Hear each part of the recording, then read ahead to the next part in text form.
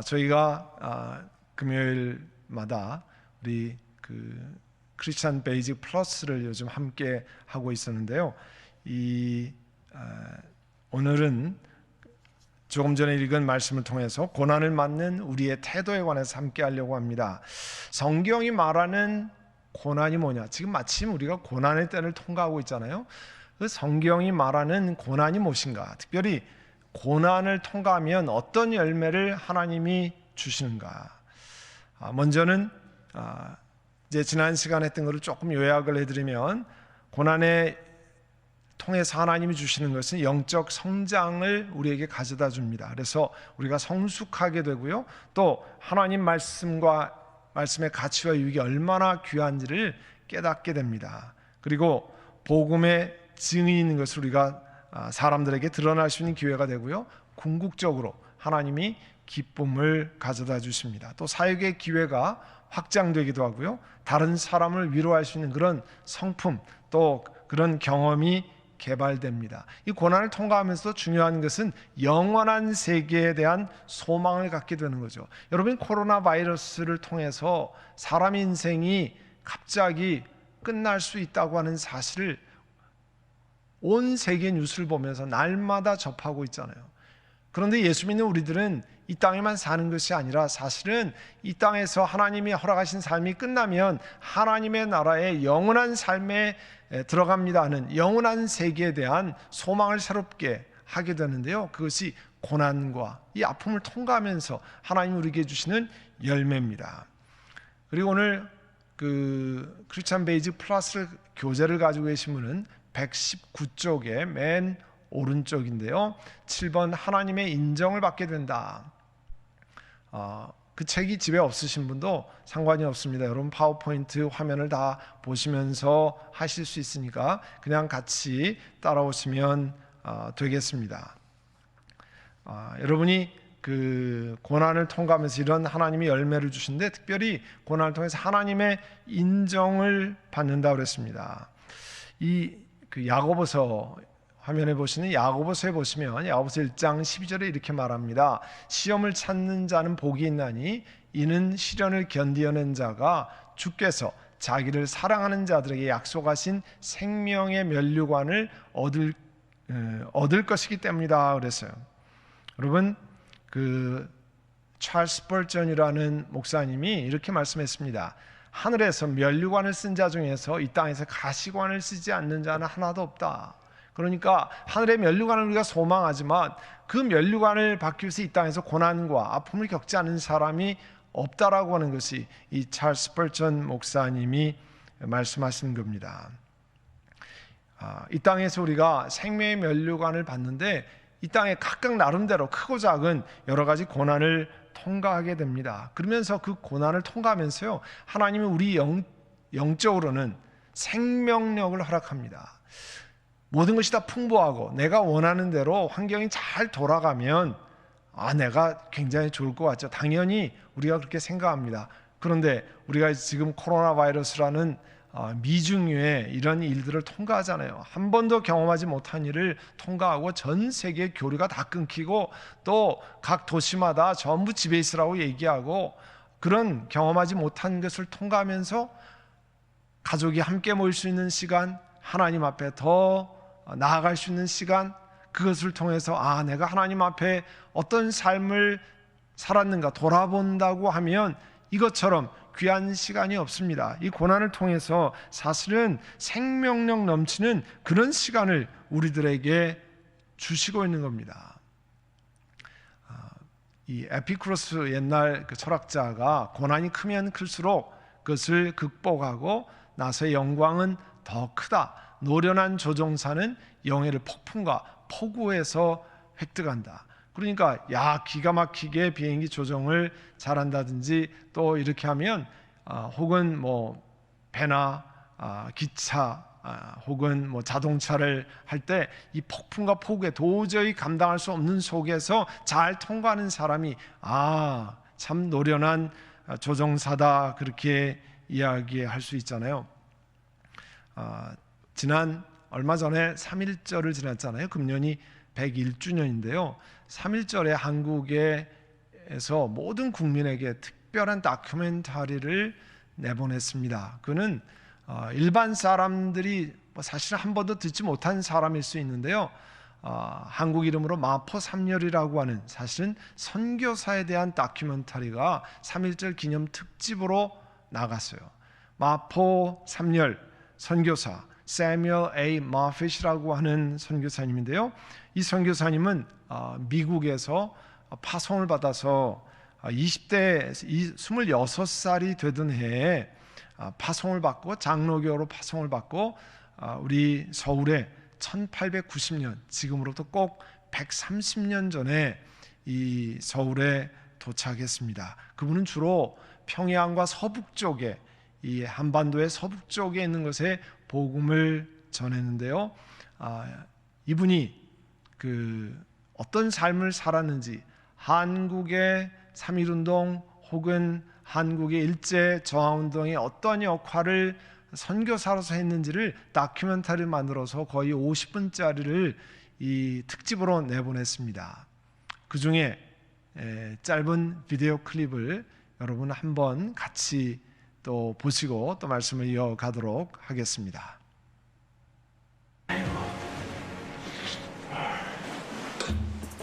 이거 뭡니까? 이건 국밥이디요. 국밥. 주모, 국밥 한 그릇도 주세요. 무엇보다 그는 한국인들과 어울려 한국식으로 살기 위해 애쓰는 사람이었다.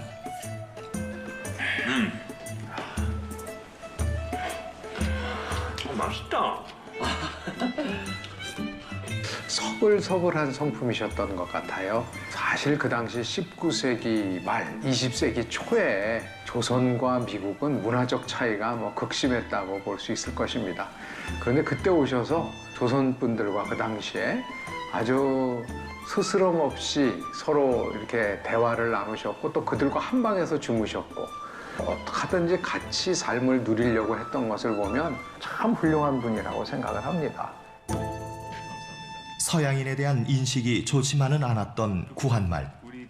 봉변을 당한 적도 많았다. 뭐이가 어디래? 우리가 무슨 죄가 있다고 회개하라는 거이가? 당장 꺼지지 않고 뭐하네? 본이 나야 정신을 차리겠어?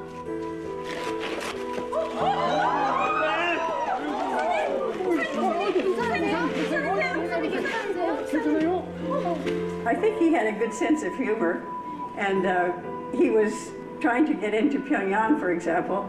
He was 6 times that he tried, and each time he was, they threw him out with stones and I don't know what all. And once he said, "I'm glad that I'm a thin man because not so many stones can hit a thin man."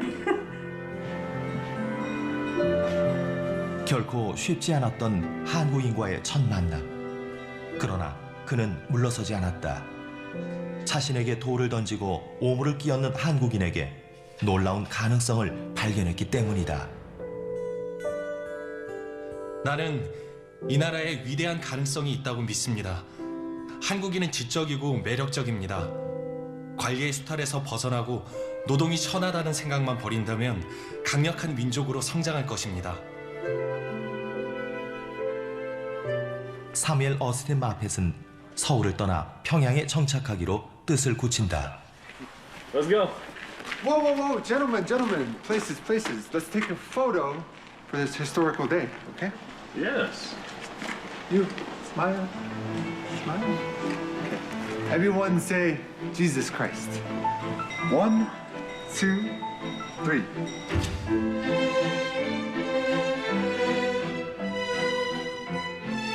턱 밑에 깊은 흉터를 훈장처럼 달고 다시 평양으로 돌아온 마펫은 변두리에 여러분 마포 3열 목사님 가운데 턱에 흉터를 만들었던 이규풍이라고 하는 깡패, 평양의 깡패였는데요.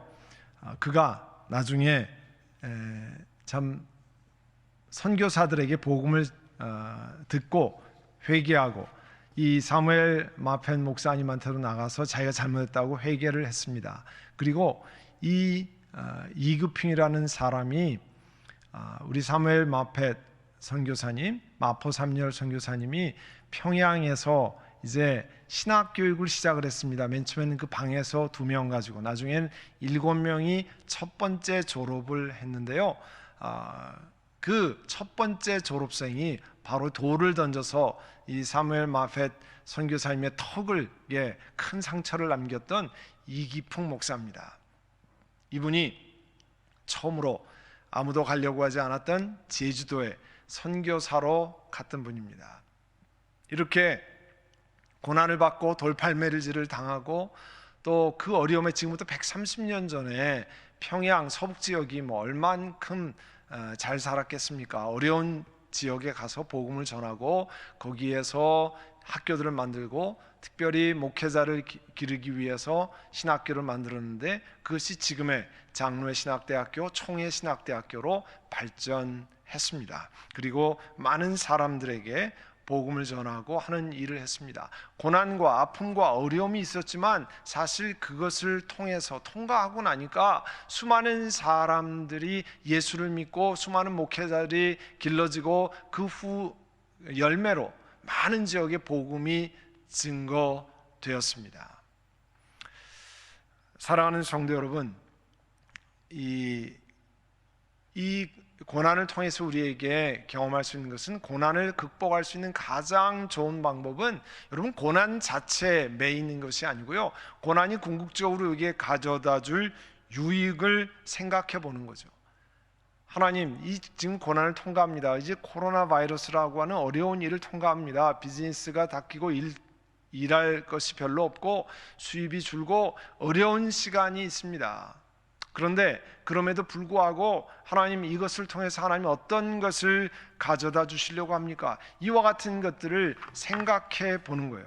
그래서 계속해서 이제 고난을 맞는 우리의 태도는 어떠해야 하는가? 그 제일 첫 번째는요, 이해가 잘 되지 않을지라도 하나님을 원망하지 않고 감사의 제목을 찾는 일입니다. 코로나 바이러스로 참 여러 가지 어려운 상황을 맞는 우리 교인들도 생기고 우리 이웃들도 생기고 또 앞으로 시간이 가면 점차 그런 일들이 많아지는데요. 참 마음이 안타깝고 참 같이 어렵습니다. 그리고 다 이해가 되지 않습니다. 하나님, 왜 이런 일이 있어야 됩니까? 이해가 다 되지 않습니다. 그런데 이 고난을 통해서 우리 성경 말씀을 통하면 우리가 다 이해가 되지 않을지라도 감사할 제목이 무엇인지 찾아야 합니다. 이 속에서 이 하나님께 손꼽아서 감사할 제목이 무엇인지를 함께 찾아보는 거죠. 우리 그 욥기 1장 20절 이하에 이렇게 말씀하잖아요.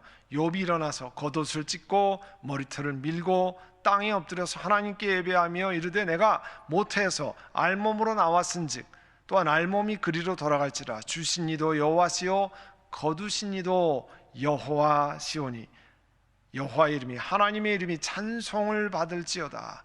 이 모든 일에 이 고난에 욥이 범죄하지 아니하고 하나님을 향해서 원망하지 않았다고 그랬습니다. 또 야고보서 5장 9절에는 형제들아 서로 원망하지 말라 그리하여야 심판을 면하리라. 보라 심판주가 문 밖에 서서 계시니라. 우리가 이 고난과 이것 때문에 원망하고 손가락질하는 것이 아니라 하나님 앞에 감사하고 감사할 제목을 찾으라는 거죠. 또 우리 기억해야 할 것은요, 기쁨이 이런 어려운 고난의 시간들을 앞으로 인도하게 해야 한다는 거예요. 야고보서 1장 2절에 보시면 내 형제들아 너희가 여러 가지 시험을 당하거든 온전히 기쁘게 여기라. 자, 기쁜 일 만나서 기쁘는 것은 누구나 할 수 있습니다. 그런데 시험을 만날 때, 이런 고난을 만날 때 기뻐한다는 건 쉽지 않죠. 그러나 말씀을 따라 기뻐하는 겁니다. 그러니까 여러분, 어려운 시간들이잖아요. 그때 오늘 말씀을 야고보서 1장 2절을 펴고 혹은 적어놓고 자신에게, 영혼에게 고백하는 겁니다. 여러 가지 시험을 당하거든 온전히 기쁘게 여기라. 하나님께서 기쁘게 여기라 하셨기 때문에 제가 기뻐하기를 원합니다. 성령 하나님, 그런 은혜를 저에게 베풀어 주시기를 원합니다. 그리고 기뻐해야 합니다.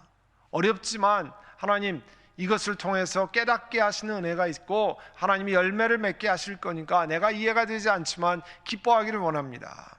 그리고 베드로전서 1장 6절에 보시면요, 그러므로 너희가 이제 여러 가지 시험으로 말미암아 잠깐 근심하게 되지 않을 수 없으나 오히려 크게 기뻐하는도다. 근심이 되지만 크게 기뻐한다고 그랬습니다. 이 베드로전서는 초대교회가 굉장히 어려울 때 쓴 거거든요. 목숨이 왔다 갔다 할 때 쓴 서신입니다. 그때 그리스도의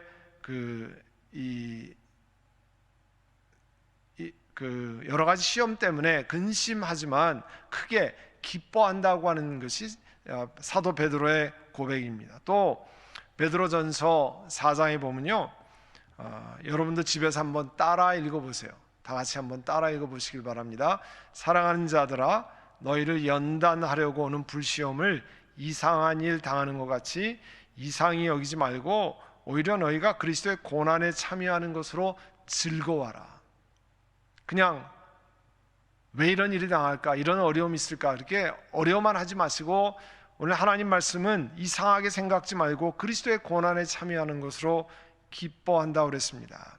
그러니까 고난을 맞는 우리의 태도는, 어려움을 통과하는 우리의 태도는 제일 처음에 소개해드린 것이 이해가 되지 않아도 하나님께 원망할 것이 아니라 감사의 제목을 찾는 것. 두 번째는 기쁨이 이 상황을 인도하게 만들라는 것. 그 다음에 세 번째, 오늘 아까 시작할 때 말씀을 읽었습니다만 고난이 가져다 유익을 바라보며 끝까지 인내해야 된다는 거예요. 인내해야 되는 것. 로마서 5장 조지 허버트라는 분이 폭풍이 참나무의 뿌리를 깊게 내리게 한다. 뽑히지 않기 위해서, 흔들리지 않기 위해서 깊게 땅에 뿌리를 내리는 참나무 같이 이런 어려움 속에서 우리가 깊이 그리스도의 말씀에, 그리스도의 품 안에 저희가 더 깊이 내려가기를 원합니다. 그래서 오늘 시작할 때 읽은 말씀은 로마서 5장 3절 4절인데요. 다만 이뿐 아니라 우리가 환난 중에도 즐거워하나니 환난은 인내를, 인내는 연단을, 우리 세번역에는 인내는 단련된 인격을 낳고 또 단련된 인격은 소망을 이루는 줄 알미라 그랬습니다. 여러분, 환난이 인내를 낳습니다.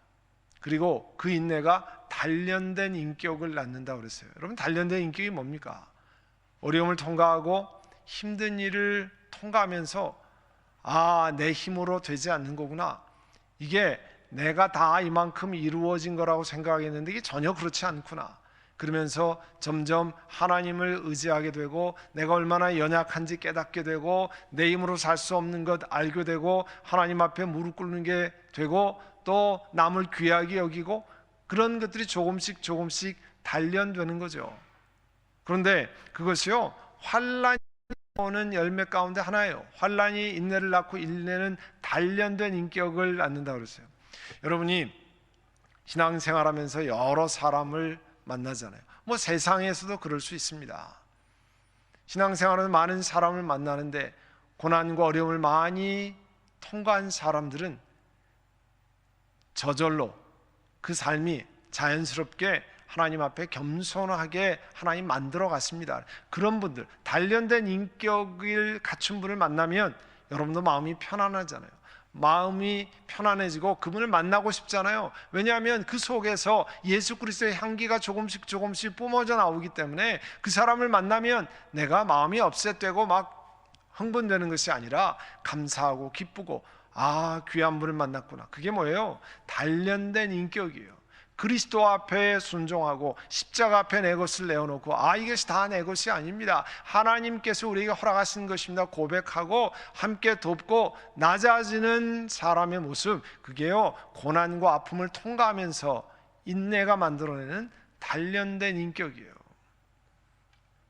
또 오늘 데살로니가 후서에는 하나님 뭐라고 말씀합니까? 너희가 견디고 있는 모든 박해와 환난 중에서 너희 인내와 믿음으로 말미암아 하나님의 여러 교회에서 우리가 친히 자랑하노라. 여기도 인내와 믿음 다 고난이 가져오는 거죠. 그리고 야고보서 1장 3절에 보시면요, 이는 너희 시련이 인내를 만들어내는 줄 너희가 알미라 그랬습니다. 또 야고보서 5장에도요, 너희가 욥의 인내를 듣지 않았느냐 그렇게 말했어요. 성경에는 여러 가지 그 단어를 번역하면서 이 인내 단어가 나옵니다. 하나는 길이 참으라, 오래 참으라 이렇게 번역이 되어 있고, 또 하나는 인내로 번역이 되어 있어요. 주로 오래 참음은요, 사람에 대해서 내가 오래 참았어, 자녀에 대해서 오래 참고, 어떤 사람에 대해서 오래 참고 그렇게 표현하고요. 또 인내는 어떤 상황에서 오래 참는 것을 이야기합니다. 지금 코로나 바이러스 같은 상황에서, 경제적으로 어려운 상황에서 오래 참는 것을 성경은 인내라 이렇게 표현했습니다. 근데 이 인내와 오래 참음은 사람을 향해서 오래 참고 상황을 맞고 인내하는 것, 내 힘으로 그냥 나 이제부터 인내해야 되겠다, 이제부터 잘 참아야 되겠다 그래서 되는 것이 아니고요, 그런 고난을 통과하면 내 삶 속에, 내 인격 속에 자연스럽게 하나님이 만들어 가시는 겁니다. 그래서 이 고난이 다 이해가 되지 않지만 하나님 앞에 감사드리라고 하는 이유가 거기에 있습니다. 고난 뒤에 내가 깨닫지도 못했던 그런 하나님의 놀라운 선물이 있다고 하는 것을 믿음으로 바라보셔야 됩니다. 러시아의 세계적인 문호 도스토옙스키가 9년 동안 시베리아에서 유배 생활을 했습니다. 시베리아 얼마나 춥습니까? 얼마나 고통스럽습니까? 거기에서 9년이나 유배 생활을 했어요. 그 다음에 거기서 나온 작품이 온 세계 사람인 죄와 벌이라는 작품이에요. 또 핸델의 메시아는요, 그가 제대로 그 몸이 한쪽이 마비되었을 때 쓰였던 작품입니다. 온몸이 건강하고 모든 것이 잘 나갈 때 쓰인 것이 아니고요, 지금까지 불후의 명곡으로 남아있는 그 메사야도 바로 핸델이 그런 그 어려운 상황에서 한 것입니다. 자, 우리 고난을 통과하면서 이 고난에 관해서 우리가 또 어떤 태도를 가져야 하면요, 우리의 삶을 주관하시는 하나님의 주권을 깨달아야 합니다. 욥기 41장 1절에서 6절에 보면 맨 마지막 절에 보시면 여러분, 티끌과 재 가운데서 하나님 앞에 회개하나이다. 욥은요, 그 고난과 고통을 통과하면서 이 욥기 42장에 가보면 내가 하나님 앞에 회개합니다. 낮아져서, 티끌과 재라는 것은 하나님 앞에 겸손히 낮아지는 거죠. 그래서 하나님이 누구신가를 새롭게 깨닫고 하나님 앞에 엎드리고 낮아져서 하나님 앞에 나아가는 것 아니에요? 하나님이 주관하십니다. 영어로 하면 God reigns라고 그러죠. 하나님이 다 다스리십니다. 내가 다 이해가 되지 않지만, 이것이 이해가 되지 않는 상황이지만 하나님이 다스리고 계십니다. 우리도 믿음으로 그렇게 고백해야 합니다. 성경에 하나님이 다스리십니다 말하고 있어요. 여러분, 윌리라고 하는 분이 고난과 환난은 계시다, 몰랐던 것을 일러준다. 여러분, 계시라는 걸 레벨레이션이라고 그러잖아요. 모르는 것을 알려주는 것을 계시라고 그럽니다. 고난과 환난은 하나님이 우리에게 가르쳐 주시는 계시라는 거예요. 우리가 전혀 이해하지 못했던 것을 알려주는 놀라운 계시라고 하는 것을 소개하고 있습니다. 사랑하는 성도 여러분, 고난을 하나님이 어떻게 말씀하시냐면, 사람의 이해하는 영역을 다 넘어서는 그분의 주권에 복종하는 일이에요. 고난을 보고 내가 어떻게 생각할까? 성경 전체를 보면 우리가 다 이해가 되지 않지만 하나님이 다스리십니다. 하나님, 저는 이해할 수 없습니다. 우리는 이해할 수 없습니다. 그렇지만 하나님이 다스리신 것을 고백합니다. 이것이 고난을 대하는 우리의 태도입니다. 이제 성경이 가르치는 고난을 이제 마지막으로 좀 정리를 해보겠는데요. 그럼 보시면 고난은 그 정의 자체가 상처를 주거나 괴롭게 하거나 또 고통스러운 환경을 통해서 겪는 여러 가지 육체적이고 감정적이고 정신적인 고통, 뭐 갈등, 뭐 그런 것을 이야기하죠. 이 고난을 통과하는 모습은 사람마다 굉장히 다양합니다. 그런데 이 고통스러운 과정에서 여러 가지 어려움, 갈등이 많이 있죠. 그렇지만 이 고난은 하나님 우리를 그리스도를 닮게 만들고 우리의 믿음을 테스트하기도 하고 하나님의 주권을 깨닫기도 하고 하나님께 우선순위를 두게 만들기도 합니다. 또 고난은요, 우리의 영적인 성장을 가져오는 일이고요, 우리가 그리스도의 증인된 것을 드러내기도 하고 기쁨을 주기도 하고 또 영원한 것에 관한 소망을 새롭게 하는 역할을 하기도 합니다. 그리고 이 일을 통해서 하나님 우리를 인정하시는 계기가 되기도 합니다. 마지막으로 우리가 고난을 맞으면서 행해야 할 태도, 오늘 했던 것을 정리하면요, 고난의 때 여러분 원망하지 말고 받은 복을 세워보는 겁니다. 감사의 조건을 찾는 거예요. 그리고 기쁨이 상황을, 우리 삶을 인도하게 만들고 끝까지 인내하는 가운데 하나님이 우리를 다스리십니다. 여러분 그렇게 고백하시면 하나님께서 우리 삶 속에 역사하십니다. 그것이 성경이 우리에게 가르치는 고난의 가르침입니다. 이제 오늘 들은 말씀을 기억하고 함께 하나님 앞에 기도하려고 하는데요, 하나님, 이 말씀을 따라서 주님 앞에 나아가려고 합니다. 하나님 은총을 베풀어 주시기를 원합니다. 하나님, 오늘 들은 말씀대로 고난을 통과하면서 감사의 조건을 헤아려 보고 하나님이 다스리신 것을 기억하고 하나님 내 삶 속에 인내의 열매가 맺게 하시고 단련된 인격으로 나아가게 하시기를 원합니다. 이 시간에 우리 함께 하나님 앞에 기도하며 우리 통성으로 혹은 여러분 개인적으로 묵상으로 기도하면서 하나님 앞에 나아가도록 하겠습니다.